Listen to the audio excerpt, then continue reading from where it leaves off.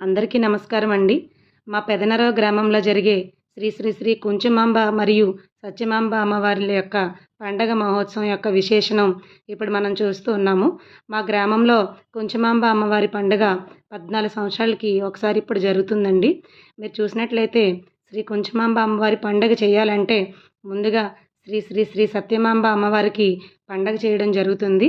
So ఈ శ్రీ సత్యమాంబ పండగ అమ్మవారి యొక్క విశేషణ ఏంటంటే, ఈ 12 సంవత్సరాలకు జరిగేటప్పుడు ఆదివారం నాడు సత్యమాంబ అమ్మవారి పండుగ మరియు గురువారం నాడు కుంచుమాంబ అమ్మవారి పండుగ చేయడం జరుగుతుంది.